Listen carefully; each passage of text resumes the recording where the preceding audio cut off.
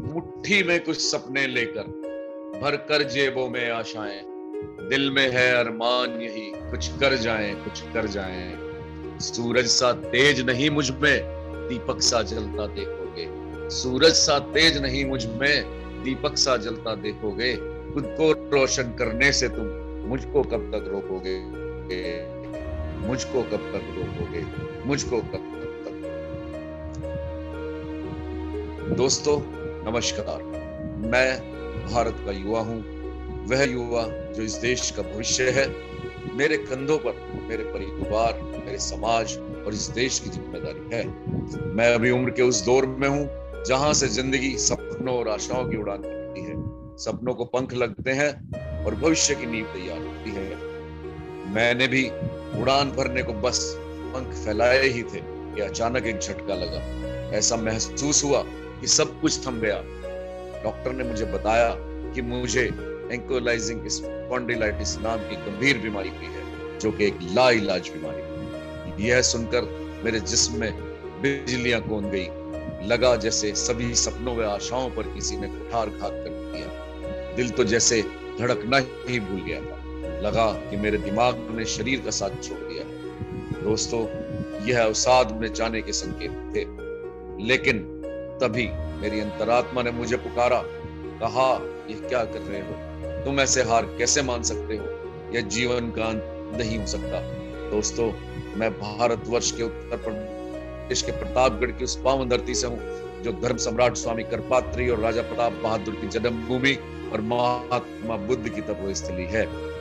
मैं उस प्रतापगढ़ से हूँ जो रामायण और महाभारत की कई महत्वपूर्ण घटनाओं का साक्षी रहा है। धर्म, संयम और हौसला मुझे मेरी मातृभूमि से विरासत में मिले हैं। मैं भला इस बीमारी से कैसे हार सकता हूँ? मैं हार नहीं मानूंगा। मैं कभी हार नहीं मानूंगा। मैं कभी हार नहीं मानूंगा।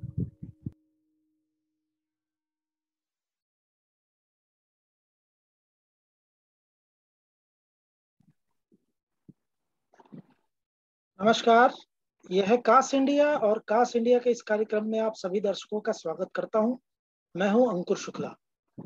दोस्तों, हमारे साथ सीधे जुड़ चुके हैं प्रतापगढ़ उत्तर प्रदेश से मृत्युंजय पांडे। और मृत्युंजय जी के बारे में जो भी कहना है हम इन्हीं के द्वारा जानकारी लेंगे, इनसे बातचीत करेंगे और अभी तक की जो इनका अभी तक का जो इनका एक्सपीरियंस रहा है उसके बारे में जानेंगे।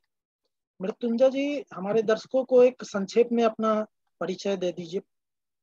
सर, मेरा नाम मृत्युंजय पांडे है। मेरी उम्र भी सर 18 साल है। मैं एंकिलोजिंग स्पॉन्डिलाइटिस से अभी डायग्नोज हुआ हूँ करीब 10 महीने पहले, और अभी मैं दवाइयाँ ले रहा हूँ। बाकी अभी मेरी तबीयत सही है जी, तो जैसा कि आपने सुना, मृत्युंजय जी मात्र 18 वर्ष के हैं और मैं कह सकता हूं कि कास्ट इंडिया के कार्यक्रम में ये आने वाले अब तक के सबसे कम उम्र के एएस फाइटर हैं। और आगे की कहानी तो ये बताएंगे ही, लेकिन सबसे जो रोचक चीज है और ध्यान देने की बात यह है कि ये बहुत सौभाग्यशाली हैं और समय रहते एस जो है उसकी जानकारी इनको मिल गई और अभी ताजा ताजा ही एस की डायग्नोसिस हुई है। तो मुझे पूरी उम्मीद है कि ये आगे भी अपने आप को सतर्क और जागरूक रखेंगे और एस से होने वाली परेशानियों से और समस्याओं से बचेंगे। तो मृत्युंजय जी, कैसे मतलब क्या समस्याएं हुई कि मतलब डॉक्टर के पास जाना पड़ा? सर। ये अगस्त 2020 की बात है कि सर मैं थोड़ा सा कुछ भारी सामान उठा लिया था मैंने। जी। और मैं बाकी क्रिकेट वगैरह भी बहुत खेलता रहता था। तो वही सर क्या हुआ कि अगस्त में मेरा बहुत ज्यादा बैक पेन होने लगा। जी। तो फिर मैंने देखा कि बैक पेन बहुत ज्यादा हो रहा है। मतलब इतना हो रहा था कि मैं बिस्तर से नहीं उठ पा रहा था। फिर घर वाले मेरे परेशान हो गए। फिर मैं सर बगल के एक डॉक्टर के पास गया। कुछ पेन किलर्स उन्होंने दी। जी। लिए तो सर 3-4 दिन कुछ आराम हो गया। तो मैंने सोचा ऐसे होता रहता है सब। तो फिर उसके बाद मैं गया, मतलब फिर नहीं गया डॉक्टर के पास। फिर आराम हो गया, लेकिन फिर तो 4-5 दिन बाद फिर वही दर्द होने लगा। तो फिर जी। मैं एक हमारे प्रतापगढ़ में एक डॉक्टर है, उनके पास गया मैं। तो सर उन्होंने मतलब बताया कि आपको कमजोरी है, आप ऐसे ही मतलब हैं, खाना वाना खाते नहीं होंगे आप अच्छे से, यही सर ऐसी बातें। मतलब कोई तो डॉक्टर को सर लगा कि कुपोषण की वजह से ऐसा हो रहा है। हाँ हाँ सर, उनको लगा मतलब किसी विटामिन की कमी है या कैल्शियम की कमी है, इस वजह से। हम्म, तो सर मैं दवा लिया उनसे, 2 महीने करीब मैंने दवाई ली उनसे। उसके हम्म, बाद सर मुझे मतलब पेन किलर से मेन देते थे वो, जी। पेन किलर से थोड़ा बहुत आराम था मुझे। लेकिन उसके बाद मैं फिर, जब मैंने 2 महीने बाद उनकी दवाई बंद की, फिर सर उससे ज्यादा दर्द होने लगा मुझे। फिर अच्छा। मैं सर गया, हमारे यहाँ पे इलाहाबाद है, इलाहाबाद में मैं गया। एक हम्म, सर डॉक्टर हैं, उन्होंने फिर मेरा MRI स्कैन किया। अच्छा। उसमें सर आया कि आप HLA-B27 का टेस्ट कराइए। हम्म, तो मैं सर कराया तो मेरा पॉजिटिव आया। हम्म, फिर उसके बाद से हाँ, सर ये बिल्कुल सही बात है। जब भी कोई आप टेस्ट कराते हैं तो अगर कुछ ऐसी चीज लगती है तो एक एडवाइस में लिखा होता है कि आप ये चीज आगे करा सकते हैं अपने डॉक्टर के हम्म, अनुमति से। तो मुझे लगता है कि आपके एमआरआई के बाद ये सजेशन उसी रिपोर्ट में आया होगा। हाँ जी। सर, मुझे लगता था कि मुझे स्लिप डिस्क है, लेकिन सर उसके बाद ऐसा आ गया कि मुझे कभी पता ही, मुझे बीमारी के बारे में पता ही नहीं था कुछ कि ये क्या है। उसके कैसे बाद फिर पता मैंने, चला?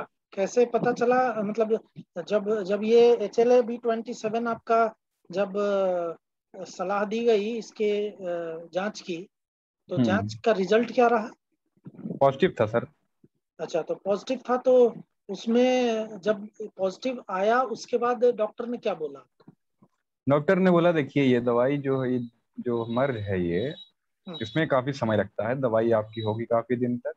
हम्म, और आपको बाकी ध्यान देना पड़ेगा इसके लिए, ये लाइलाज बीमारी एक तरीके से इसको है। जी। सर वही है कि परेशान हो गए कि सर ऐसा क्या बीमारी है कि जो लाइलाज है।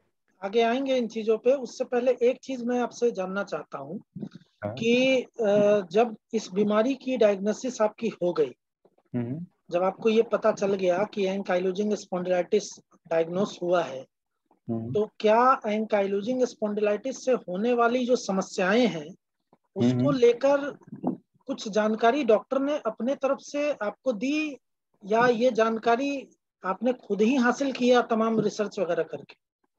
सर डॉक्टर ने ऐसी मुझे कोई जानकारी नहीं दी कि इसमें क्या होता है क्या नहीं। हम्म, सर एक तरीके से डॉक्टर नहीं सर, बिजनेसमैन है सब, ये सब जो हो गए हैं ये सर, बस पैसे लेके बस अपना धंधा चमका रहे हैं। तो सर नहीं, देखिए, मैंने खुद, काश काश इंडिया यहाँ पे आपकी बातों से पूरी तरीके से सहमत नहीं है। हालांकि कुछ हद तक अपवाद जो है हर क्षेत्र में है। और हाँ मैं इस चीज का मतलब यहाँ पे ये स्पष्ट करना चाहता हूँ कि हर क्षेत्र में एक अपवाद है। हर डॉक्टर हाँ सर। ऐसे नहीं होते। इसमें कुछ ऐसे भी डॉक्टर होते हैं जो पूरे मेहनत और लगन और पूरी हम्म, डेडिकेशन से मरीजों की चिकित्सा करते हैं। ठीक है, तो ये कहना गलत होगा यहाँ पूरी तरीके से कि हर डॉक्टर ऐसा होता है। हाँ चलिए, सर। आप आगे अपनी बातों को पूरा कीजिए। तो वही सर, मैंने सर फिर खुद से जानकारी जुटाना शुरू की कि है क्या, इसके बारे में क्या है सर। मतलब मैं इसलिए बोल रहा था ये कि हम्म, मैं जब गया था उनसे, तो उन्होंने सर मुझे करीब 4-5 मिनट का समय दिया था। हम्म, दवाई वगैरह लिख दी थी, उन्होंने बताया कि दवाई खाइए आप, बाकी आप ये एक्सरसाइज वगैरह अपना पता कर लीजिए, यही ऐसा वैसा है। हम्म, मतलब जो एक होता है कि सर मरीज को समय देना, उन्होंने वो नहीं दिया था। फिर जी। मैंने सर यूट्यूब वगैरह पे सर्च किया, काफी मुझे मतलब जानकारी ली। हम्म, वही सर मैं काफी परेशान हो गया था इससे कि ये ऐसा क्या है कि इसमें इतना हो जाता है, स्पाइन झुक जाती है आपकी, हम्म। आपके फ्यूजन हो जाता है, कैल्सिफिकेशन हो जाता है, काफी चीजें मतलब सर मुझे डिस्टर्ब मतलब कर जब दी थी इसके आपको ये बाद। पता चला, जब आपने सोशल मीडियाज और इंटरनेट पे जाके जब इस बारे में जानकारी लेनी शुरू की, तो आपको इस चीज का अंदाजा हुआ कि आने वाले वक्त में स्पाइन झुकने की समस्या हो सकती है। हाँ सर। तो ये जानने के बाद आप क्या, मतलब क्या आपकी प्रतिक्रिया थी? आपका मन क्या कह रहा था? सर मैं काफी सर डिप्रेस्ड था, मुझे मतलब ऐसा लगा कि मुझे, मेरी उम्र अभी 18 साल है। हम्म, अब अभी से मुझे मतलब लोग सर ऐसे ही कहते हैं कि 18 साल में तुमको मतलब ये सब हो गया। अब हम्म, मैं उनको कौन बताया सर कि अब मेरी क्या इसमें गलती है। हम्म, तो सर अब हो गया, तो उसके बाद सर वही सर काफी डिप्रेस था मैं कि मुझे ही होना था, मैं खुश रहा था क्या बताऊं। फिर हम्म, उसके बाद सर यही दवा वगैरह लिया, वो काफी डिप्रेस था 1-2 महीने तक। फिर उसके बाद तो मैंने सोचा निकले, कि उबरे उबरे कैसे इस डिप्रेशन से? सर, फिर मैंने यही सोचा कि मतलब अब मेरे हाथ में क्या है, अब भगवान ने दिया है तो अब उसको झेलना पड़ेगा ही। तो हम्म, फिर सर अब मैंने सोचा कि मैं, अभी तो मेरी स्पाइन नहीं झुकी है, अभी तो मुझे कोई इस प्रकार की दिक्कत नहीं है, अब मेरे हाथ में जो है मैं करूंगा, बाकी भगवान के ऊपर। अच्छा। यानी कि ये बहुत ही दिलचस्प बात आपने बोली है कि ये सोच अगर हर एस के पेशेंट्स में आ जाए, एस के मरीजों में, तो एक पॉजिटिवनेस जो है अगर वो आ जाए तो मुझे लगता है कि बहुत हद तक मतलब कई चीजों से वो बच जाएंगे। ये आपने एक बहुत अच्छी बात यहाँ पे कही है कि आपने खुद से, मतलब उसको खुद से कहते हैं संज्ञान लेना, मतलब हाँ खुद ही इस चीज को का एहसास करना कि चिंता करने से या किसी तरह की जो है डिप्रेशन लेने से कुछ होने वाला नहीं है, बल्कि इससे उबरना ही एकमात्र रास्ता है। ठीक हाँ है, सर। तो आगे फिर क्या रहा, कैसे आपने जो है, यहाँ पे एक चीज मैं बताना चाहूंगा अपने दर्शकों को कि जो मृत्युंजय जी जो हैं वो सिविल सर्विसेज की तैयारी कर रहे हैं, यानी आईएएस की तैयारी कर रहे हैं। तो एक आईएएस की तैयारी करने वाले विद्यार्थी या परीक्षार्थी जो भी कह लें, उनके बौद्धिक स्तर का मतलब ये एक नमूना ही है। मतलब यहाँ जो इन्होंने कहा है ये बहुत अच्छा उदाहरण है। ये अन्य लोगों से इनको काफी अलग करता है कि इन्होंने इस तरह का हौसला दिखाया, इस तरह की सोच अपने आप में विकसित की। ये बहुत जरूरी है दर्शकों कि जब भी आपके मन के अंदर एक नकारात्मक ख्याल आए, जब जब इस तरह की परेशानी आपको होती है, तो उसका इनकाउंटर करना चाहिए। यानी उस वक्त अपने मन को एक दिलासा देनी चाहिए, एक तसल्ली देनी चाहिए, मन को एक पॉजिटिवनेस देना चाहिए कि नहीं, अभी ये चीज है, आगे चीजें बदलेंगी। तो ये चीज मृत्युंजय ने खुद ही सोच के इस चीज को किया, ये बहुत तारीफ के योग्य ये चीज है। जी मृत्युंजय जी, तो ये बताइए कि अब क्या सोचा है अपने आगे भविष्य में? सर मैंने यही सोचा है कि सर कि जितना मेरे हाथ में है, मैं एक्सरसाइज वगैरह डाइट वगैरह मैं सब करूंगा। हम्म, अगर मैं सब करता हूँ उसके बाद भी मुझे होता है तो उसमें सर मेरी गलती नहीं। हम्म, उसके बाद मैं उसके लिए जिम्मेदार नहीं हूँ। मैं अपने तरफ से पूरा प्रयास करूंगा, मैं लापरवाही नहीं करूंगा इसमें हम्म, कि मैं डाइट वगैरह सही से ना लूँ या मैं एक्सरसाइज वगैरह ना करूँ। मैं अपने तरफ से पूरा प्रयास करूंगा और मैं पूरा प्रयास करूंगा तो मुझे आशा है कि भगवान भी साथ देंगे मेरा। जी जी। अच्छा, ये जो जागरूकता की बात जो आपने बताई है, जागरूक होने का आपने अभी एक परिचय दिया है, तो इन सब चीजों के लिए मतलब आप क्या देखते हैं? अभी आपने काफी रिसर्च किया है जैसा कि आपने बताया मुझे एस को लेके, तो क्या आपको लगा रिसर्च करने के बाद जो दुविधाएं, जो स्थिति आपने एस को लेके पाई है, उसका समाधान कैसे हो सकता है आपकी नजरों में, जरा हम जानना चाहते हैं। सर समाधान सर इस तरह से हो सकता है, जैसे सर आपका सर जो कास्ट इंडिया है, जी। सर इसके मैंने काफी वीडियोस देखे, मैंने यूट्यूब पे देखा था। हम्म, तो मैंने देखा था कि सर मतलब आपने कई डॉक्टर्स का इंटरव्यू लिया, हम्म, उनका इंटरव्यू से सर हम लोग को काफी फायदा हुआ। सर बहुत ज्यादा भ्रम फैला हुआ है इसको लेके। कुछ लोग सर कहते हैं कि चले B27 पॉजिटिव है, आप आइए हमारे यहाँ 2 महीने रहिए, मैं आपका निगेटिव कर दूंगा उसको। तो आपको बहुत क्या ज्यादा। लगता है, क्या ये ऐसा संभव है? जी सर। ऐसा ऐसा तो सर भगवान ही कर सकते सर, किसी के जेनेटिक कोई चेंज कर सकता है। अब हम्म, सर अब उनको दैवी शक्ति हो उनके अंदर तो अब भगवान ही जाने, लेकिन ऐसा तो सर पॉसिबल नहीं है अभी। सर आप जो काम कर रहे हैं सर, कास्ट इंडिया जो काम कर रहा है, लोगों को जागरूक कर रहा है इस बारे में, ये बहुत ही सराहनीय काम है सर। आप जर्नलिस्ट होके सर इतना मतलब लोगों के लिए इतना ध्यान दे रहे हैं। आप आपसे सर, आपकी सर टीम से कुछ लोगों से मेरी बात हुई थी कुछ महीने पहले ही। जी। तो उन्होंने काफी मुझे मतलब बताया, मुझे मतलब बड़े भाई की तरह मुझे बताया कि देखिए परेशान होने की बात नहीं है, ये सही भी हो सकता है, ये एक जगह रुका रहेगा, कुछ आगे नहीं बढ़ेगा। जी। सर आपका काम बहुत सराहनीय है इस मामले थैंक यू सो मच, आपने इस चीज को समझा। और हमारा उद्देश्य यहाँ पे सफल होता हुआ दिखता है। जो कास्ट इंडिया एक उद्देश्य लेके चल रहा है, यहाँ पे सफल होता हुआ दिख रहा है, क्योंकि अगर हम जो नए एस फाइटर्स हैं, जिनकी डायग्नोसिस अभी हाल फिलहाल हुई है या कुछ वर्षों पहले हुई है, जिनकी बीमारी अभी एडवांस स्टेज में नहीं पहुंची है, उन लोगों को अगर हम डिफॉर्मिटीज से बचाने में मदद कर सकते हैं, पूर्व जो होता है एक मुसीबत आने से पहले आगाह कर देना, वो अगर इस चीज में हम सफल रहते हैं तो ये एक बहुत अच्छी बात है और यही उपलब्धि होगी। और इसी दिशा में हम लगातार प्रयास रखते हैं। तो एक अच्छी बात है यहाँ पे कि जो मृत्युंजय पांडे जी हैं, उनको समय रहते हमारी जो वीडियो है या हमारे कास्ट इंडिया का जो वीडियो सेगमेंट है, सीरीज है, वो इन तक पहुंच गया और इनको बहुत सारी जानकारी हासिल करने में मदद मिली, इनको रिसर्च करने की प्रेरणा मिली, आगे जानने की प्रेरणा मिली। तो मृत्युंजय जी, आप आईएएस की तैयारी कर रहे हैं, बहुत जी टफ सर, जी सर। बहुत टफ वर्क होता है ये। हाँ सर। जितनी भी प्रतियोगी परीक्षाएं होती है उसमें ये काफी टफ माना जाता है। तो अब आपको ये बीमारी मतलब बीमारी होने की जानकारी भी हो गई है और सामने जो है एक लक्ष्य भी है जिसको हासिल करने के लिए आप जुटे हुए हैं। तो अब पहले के मुकाबले आपके लिए स्थिति कैसी रही है? पहले से ज्यादा चुनौतीपूर्ण हो गई है या पहले की तरह ही है, आप इसको टैकल कर लें? नहीं सर, ये सर मैं बीमारी को सर मैं बीमारी की तरह अभी नहीं ले रहा हूँ। मैं सर एक तरीके से ले रहा हूँ कि सर की जैसे एडवेंचर की तरह ये बीमारी हुई है, मैं इसके साथ लेके मैं अपनी पढ़ाई कर रहा हूँ, उसको करूंगा और जो मेरा लक्ष्य है मैं उसको हासिल करूंगा। इससे सर मुझे और ताकत मिलती है कि सर मुझे जैसे बीमारी है तो सर अब और लोगों को देखिए, उनकी लाइफ में अलग तरह की दिक्कतें हैं। अब मेरी लाइफ में ये दिक्कत है, मैं ऐसा नहीं समझता हूँ अपने आप को कि मेरे हो गया और सब क्या कर रहे हैं और सब सर ऐसे।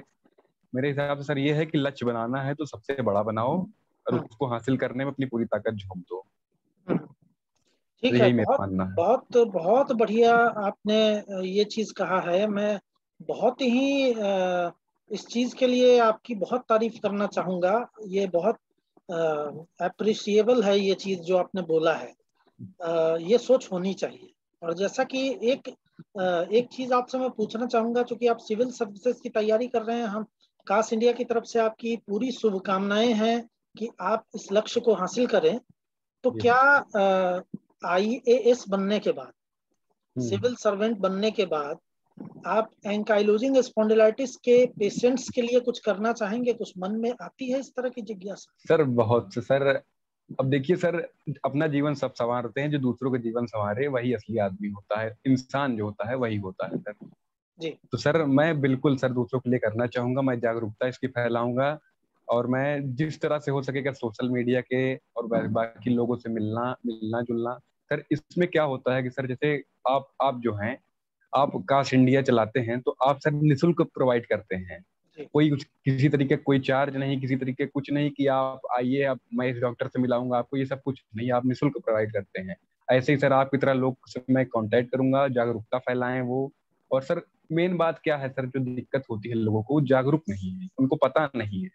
अब उनको पता लगा कि वो कोई डॉक्टर से मिले, वो 2 साल टीबी का इलाज कर रहा है, 5 साल गठिया करेगा, तो 10 साल में उनकी हालत इतनी बिगड़ जाएगी कि वो खटिया पे बैठ जाएंगे। तो यही सर बात है कि जागरूकता बहुत जरूरी है, मैं इसको इसको फैलाने के लिए पूरी प्रयास करूंगा भविष्य में। अच्छा मृत्युंजय जी, एक बहुत ही इम्पोर्टेंट महत्वपूर्ण सवाल है आपसे कि जो एड्स के पेशेंट्स हैं उनके बारे में आपने काफी देखा होगा वीडियोस में, हाँ सर। आपने पढ़ा भी होगा जहां भी आपको मौका मिला।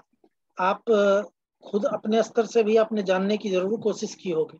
क्या लगता है आपको कि जो इनके उपचार, मतलब जो इनकी जो ये स्थिति है इस वक्त, उस स्थिति के लिए कौन जिम्मेदार है?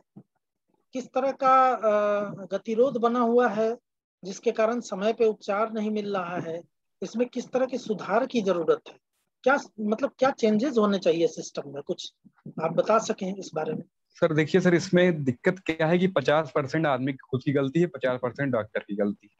अब सर देखिए, जैसे सर किसी के बैक पेन हो रहा है, अब वो गए किसी के बाबा के पास, या आप झरवा लेते हैं, ऐसा कुछ करिए, आप नींबू टांग लीजिए, आप ये माला पहन लीजिए, आप ये कर लीजिए, तो आपका बिल्कुल आपका एकदम सही हो जाएगा। तो सर ये सब चीजों में इतना आदमी फंस जाता है कि वो उससे निकल ही नहीं पाता है। सर इसमें देखिए क्या है कि मेन बात वही है कि जागरूकता नहीं है, जागरूकता होने के बाद भी आदमी प्रयास नहीं करता है।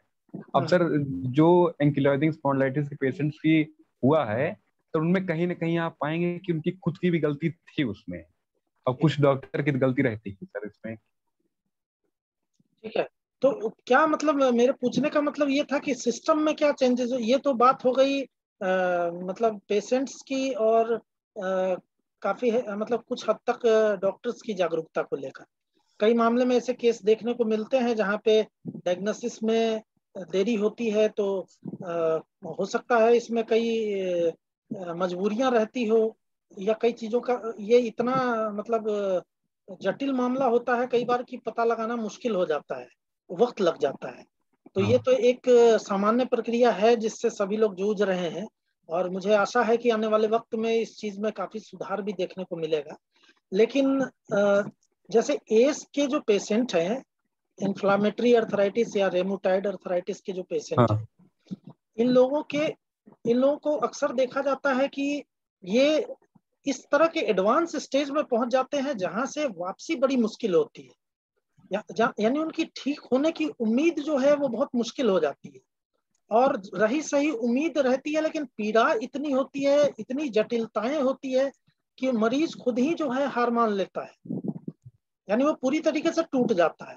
तो जी इस जी। कगार पर पहुंचने के लिए मरीजों को आपको कौन कौन सी कड़ी जिम्मेदार लगती है, कौन कौन सा ऐसा माध्यम है जो जिससे आपको लगता है कि इनमें सुधार होनी चाहिए? क्या परिवर्तन चाहेंगे इनके उपचार को लेकर? सर सर मतलब ऐसा सर इसमें क्या होना चाहिए कि जैसे हेल्थ इंश्योरेंस प्रोवाइड करना चाहिए एंकिलोजिंग स्पॉन्डिलाइटिस पेशेंट्स को अलग से। सर इनका कहीं नाम नहीं होता सर, जैसे आप कैंसर टीबी को लेते हैं कि बहुत टॉप क्लास डिसीज हैं, तो सर इसको भी लेना चाहिए। सर असल में बात क्या है कि अभी सर जो कैंसर टीबी आप देखते होंगे, मतलब ऐसा रोग बता दिया गया है, लेकिन सर जो एंकिलोजिंग पेशेंट्स के आदमी हैं वो भी सर उतना ही सफर करते हैं जितना एक कैंसर पेशेंट सफर करता है। तो सर इनको भी उसी तरीके प्राथमिकता देनी चाहिए। जैसे एम्स में जाएं आप, किसी भी हॉस्पिटल में जाएं आप, तो आपको उसी तरीके से हेल्थ इंश्योरेंस का, जैसे आयुष्मान भारत योजना है, इसका आपको मैंने कई जगह सुना कि इसका कई जगह फायदा नहीं मिलता है एंकिलोजिंग पेशेंट्स को। तो सर ये सब खामियां दूर होनी चाहिए और सरकार को भी अपने स्तर से काम करना चाहिए और इन रोगियों को संज्ञान में लेना चाहिए कि जो भी हो सके उनके लिए करा जाए। जी, बिल्कुल सही बात है दोस्तों। ये बहुत ही ध्यान देने वाली बात है कि एस के patients, ankylosing spondylitis, inflammatory arthritis, rheumatoid arthritis, इन सब श्रेणी वाले बीमारियों को, मतलब इस तरह की बीमारियों के मरीजों को स्वास्थ्य बीमा की सुविधा नहीं मिलती, हेल्थ इंश्योरेंस की सुविधा नहीं दी जाती है। इसके पीछे कुछ सिस्टम से जुड़ी हुई तकनीकी कारण है, और इस दिशा में यहाँ आपको बताना चाहूँगा कि कास इंडिया सरकारी महकमों से बातचीत में जुटा हुआ है। कास इंडिया ने इसके लिए प्रयास भी किया है और ये प्रक्रिया भी जारी है, और हम लगातार इस प्रयास में जुटे हैं कि जो ये समस्या है जिसको बेहद ही हल्का माना जा रहा है।